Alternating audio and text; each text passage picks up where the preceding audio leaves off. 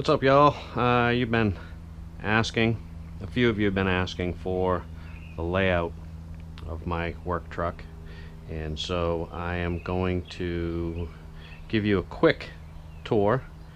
None of the details, just a quick layout of how I have things arranged. This layout works extremely well. Everything is in its place and it stays organized. It's very easy for me to work out of. Not willing to give up too many details as of yet. I am trying to figure out what the best way for me to give out the details. So if you have suggestions on how I should go about doing that, whether I should charge some kind of fee or whether I should worry about copyright or any of that, I just don't know. I am in business for myself, certainly not looking to expand, but I would like to help people start up their own business and perhaps be as lucky as I have been, fortunate and profitable. So anyway, this is a 17-foot box truck. I've rigged electricity to come in both 110 volt and 220 volt. I have a generator here, portable unit, pretty much always stays in. It also puts out 110 volt and 220 volt. Up above that is my powerful little Lincoln 210 MIG welder. Also does stick welding. It can also do spool welding, and if you really want to, you can do TIG welding with it. I mostly use it for MIG and stick, but I have used spool for aluminum. So that sits nicely right there. Again, operates on 110 volt or 220 volt. The electricity that comes into my truck, I can also reverse it, and this generator will then run my house in case of a power outage, so that's pretty handy. I keep a simple little bucket for trash. Typically end up emptying it at the end of the day. With the MIG welder, I have 2 tanks of inert gas. They're non-flammable. One is for MIG welding and the other one is for spool welding. I have some chain come along and extra stuff here below this cabinet. This cabinet, a Dayton tradesman, really pulls this truck together nicely. I have storage up above it for some sawhorses and other miscellaneous details. And then inside I store gasoline, those blue jugs there for waste oil, diesel oil, and then all my 4-stroke synthetic oil. A lot of other stuff in here, a lot of detail that I'd be happy to point out. Just not sure that I should divulge all my insider tips yet. And again, looking for some feedback as to whether I should protect my ideas here or not. Then moving on, I have this file cabinet. I bought it just like this. I did not modify it, but certainly it would need to be modified so the drawers don't slide all over the place. And I keep a lot of miscellaneous tools, diagnostics, bits and pieces.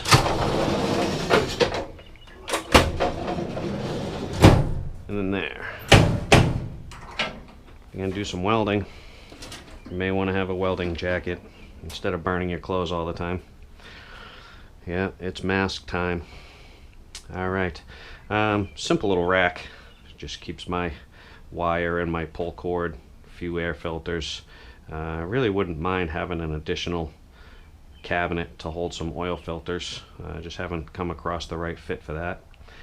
Not everybody needs Sirius satellite radio, but that comes in handy if you need to get your groove on. Everybody mentions the desk. I think it's hilarious. That is the most commented piece of furniture in this vehicle. However, it is quite useful. I mean, everybody needs pens and pencils. I store some other miscellaneous stuff up in here. And it is always handy to keep your invoices for the year on board in case there's something that you need to research while you're on a job. Up here, just quickly, these are all fish totes. They're just held in with that strap going side to side. I keep filters and some marine stuff in there, ropes, lines, a bucket that I use for winterizing, which that would be part of the details. I'll show you how that's put together. Again, looking for suggestions on how I can help without giving up all the interest that I have on this build of this truck. I have hoses, I have carpentry tools, and then I have miscellaneous. I used to be an irrigation contractor, so I have irrigation type stuff up there. I still do technical irrigation, diagnostics, and locating, as well as some private training for irrigation contractor companies. And over here, everybody needs a jump pack. I don't care if you even have a business or not. Everyone should have a jump pack, I think. Details on the bench I won't get into, but this top board here is removable in case I need a solid surface someplace else. I can simply remove it. It's only held in with one pin. I'll show that to you sometime in the future, perhaps. Wrench racks, they do perfectly fine right there. They don't fall down. The wrenches will slide around a little bit, but nothing too crazy.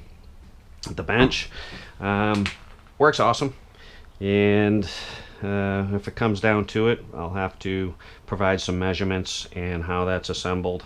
But I have my welding spool gun here.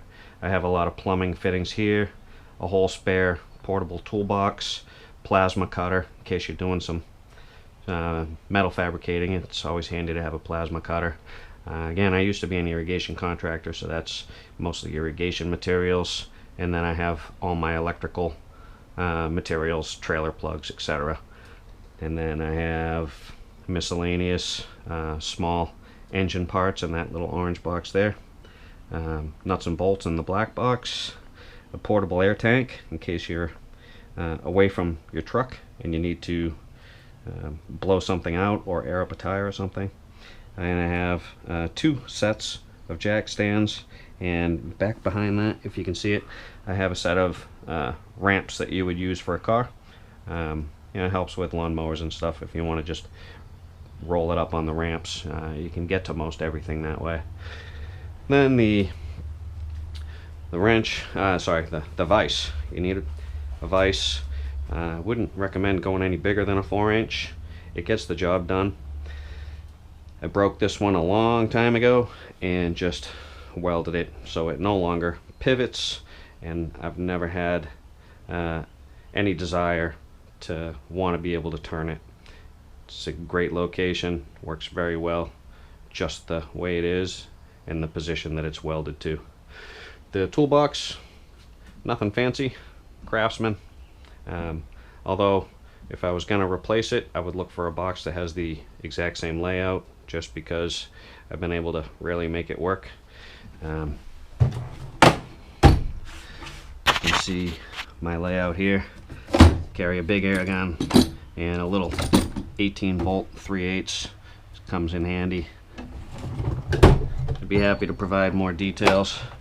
A lot of my sockets in here. Some are Snap-on, some are Mac, some are Craftsman. I got a hodgepodge. Certainly gets the job done. Never been a time that I didn't have what I needed. I have big sockets, and in the cabinet behind me I have a much larger set of sockets in case you need them. Wrenches. Everybody needs a good hammer. wrenches, vice grips, tap die, drill bits, you know, any drill accessories. This is always handy. Always nice to be able to adapt the drill to a 3/8, quarter inch, half inch. I have some great tips and some very handy uses for using a drill to recover an engine that was seized. I have some pretty handy tricks. I'll show you one of these days. Scrapers, wire brushes, files. I don't get up into these drawers very often. And I got the pipe cutters, some shears, all my most of my Allen wrenches. I have more over here. All my socketed Allen wrenches and Torx bits. And then I have over here some more wrenches that you never know when you're going to need a 17mm cut in half. Just had to cut a 17mm to fix something this week, actually. It was a bit of a pain in the ass, to be honest. And then I have my specialty tools. If you don't know what this is for little hose clamps. Super handy. And there's a lot of other special tools in here that I would highly recommend. And that'll be part of the details again for another time. You have to make sure that you can lock your toolbox, because as you roll down the road, you can imagine every one of these drawers is going to roll open. I forgot to lock it probably a handful of times now. Nothing happens, but you certainly don't want to be driving down the road leaving every drawer hanging wide open. Same with the upper toolbox. Locks down. Bigger wrenches. More wrenches. And I have a lot of Craftsman screwdrivers. They work, they get the job done. The only complaint I have is that I can no longer replace them for free. I used to replace these. Oh, look, it's rusty. I need a new one. No problem. Take one off the shelf. Not anymore. But anyway, it gets the job done. Small tools, fine tools, miniature screwdrivers, miniature toolkit. This works for quite a few carburetors if you need it. Impact driver. And then for more tools, more carburetor tools. If you know a dentist, ask them if you can take some of their old picks. You'll break them like this one, but they come in handy for the small things. Electrical multimeter. I have a whole other multimeter set up in my electrical box. I use it all the time. If you're not very good at doing electrical diagnostics, well, we'll have to school you on that, as that comes in handy. Precision measurement, feeler gauges. I also keep my spark plug gauge in here. That's miscellaneous hose clamps. I keep more hose clamps up here. A couple belts, big chain wrench, comes in handy, like once. Light bulbs, small stuff, some valve stems, valve stem remover. And I keep all my cool stuff in here. Never seems to run out. Tape, thread lock, all that stuff. There's a handy tool that I would buy. It's a digital tire gauge. It is fairly precise, and you can even get a precise measurement down to as low as I think 3.5 pounds and up to 150, rather accurate. And just miscellaneous tape measure. You know, everybody needs a magnet and a little grapple. You know, sooner or later you're gonna drop something. this is a very important piece, a 90-degree grease gun adapter. Everyone should have that. Didn't even know they existed until last year. Very handy. So that's the layout of my Craftsman toolbox. I have a 3.5 ton floor jack. It's a heavy son of a bitch. You'll probably get a hernia lifting it in and out of the truck. But unfortunately, I end up lifting it in and out of the truck quite a bit. I just have a bag of rags here. My tip for the day is don't waste your money going to the store and buying a box of rags ever again. I go to a laundry service and I buy a 15-pound bag of rags for about 15 bucks. And I have to buy rags maybe twice a year. So 30 bucks for rags for the entire year. It's not too shabby. I keep a generator power cord here. In the event that I need an extension, that's really all that it is for me. I don't use it very often. However, if I want to, I can run from the generator back into my truck and feed the whole truck with 110, 220 if I want to. I don't do it very often. I have just a standard extension cord here. This is my cord that I use for my welder. So I can take my welder and my tank, carry them to whatever I'm working on, run the cord from the generator, and do my fabricating and welding. You're gonna want, if you're doing this as a business, you're going to want a big air compressor, something that holds some volume. Don't waste your time with anything small. This one has got a high demand. Not too many people's garages can power this unit with an extension cord. Some can, some can't. But you have the generator if you need to replenish your air supply. And then I have a cord that I can plug into somebody's garage, somebody's house, and I can feed my whole truck again. And if they have enough amperage and they can feed my air compressor, that comes in handy, and I'll leave that plugged in the entire time I'm on the job site. I have a little bottle jack. I use that a lot. A hose, you know, I often thought that I wanted a hose reel. I've never really needed it. It's not great, but it's really not that much of a hassle just to keep it looped around. And I have it looped around my 2-wheel dolly. And I just have that bungee corded in, as well as a short little aluminum ladder. And then this is typically the extension cord that I would use if I need it. Fire extinguishers. Yeah, you're gonna want to keep a couple fire extinguishers and just hope that you never need to use them. So basically speaking, that is the general layout. Again, I am looking for some suggestions as to how I can help people maybe start up their own business. I don't have any competition in my area doing mobile small engine mechanics. It's definitely in demand. It's definitely a niche, but I don't know yet what my long-term plans will be. Will I want to sell the business? Will some investor find me and want to invest in the business?